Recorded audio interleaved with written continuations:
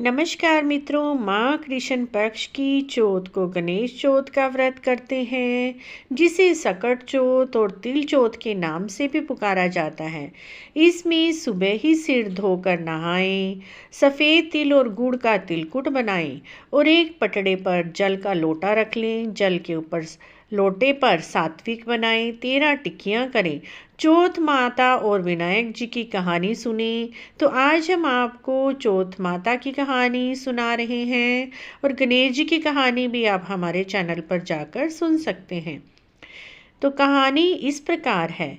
एक साहूकार और साहूकारनी थे। वे धर्म पुण्य को नहीं मानते थे, इसके कारण उनके बच्चा नहीं हुआ। एक दिन पड़ोसन सकट चौथ की कहानी सुन रही थी।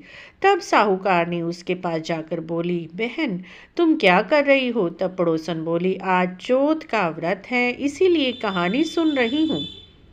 साहूकारनी बोली, चौथ का व्रत करने से क्या होता है? पड़ोसन बोली, अन्न धन सुहाग होए, बेटा होए।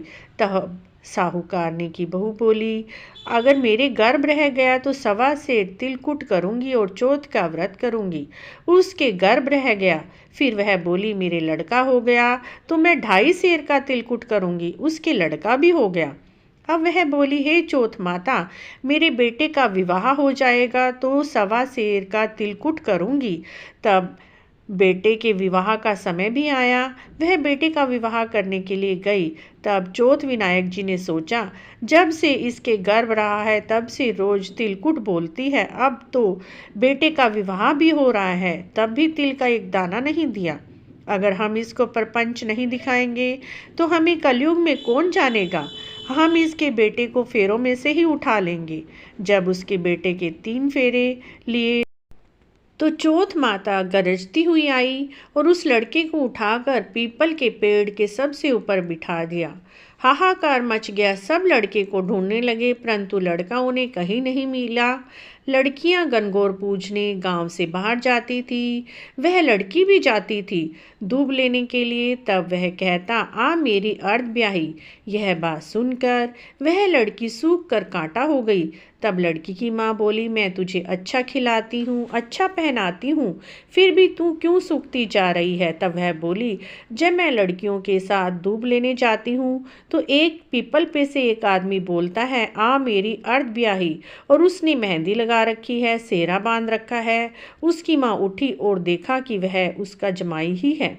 तब वह अपने जमाई से बोली, यहाँ क्यों बैठा है? मेरी बेटी को अर्ध ब्याही कर दिया, अब क्या लेगा?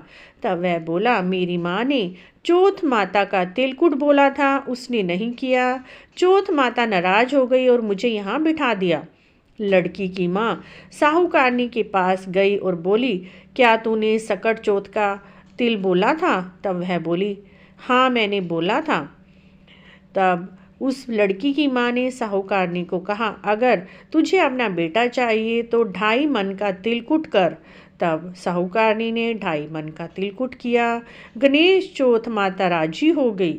उसके बेटे को फेरों में ले जाकर बिठा दिया। बेटे का विवाह हो गया। तब उन लोगों ने 2.5 मन का तिलकुट और बोला और किया। हे चौथ माता, तेरे आशीर्वाद से मेरे बेटे और बहू का घर बस गया है, जिससे मैं हमेशा तिलकुट करके व्रत करूंगी। सारे नगर में राजा ने ढिंडोरा पिटवा दिया। हर कोई तिलकुट करके चौथ का व्रत करे। हे चौथ माता, जैसे उस साहूकारनी के बहू बेटे को मिलवाया वैसे सबको मिलवाना। कहते सुनते हुंकारा भरते सबके परिवारों का भला करना। जो चौथ माता की इस कथा को तिलकुट वाले दिन तिल चौथ के व्रत में सुनता है, कहता है, विनायक बाबा उस पर असीम कृपा रखते हैं। तो मित्रों, इसके बाद विनायक जी की कहानी भी सुनी जाती है। तो आप हमारे चैनल पर विनायक जी की कहानी भी सुन सकते हैं, या डिस्क्रिप्शन में लिंक दिया हुआ है, वहाँ पर जाकर भी आप विनायक जी की कहानी सुन सकते हैं। तो बोलिए चौथ माता की जय। कमेंट में चौथ माता की जय अवश्य लिखें मित्रों।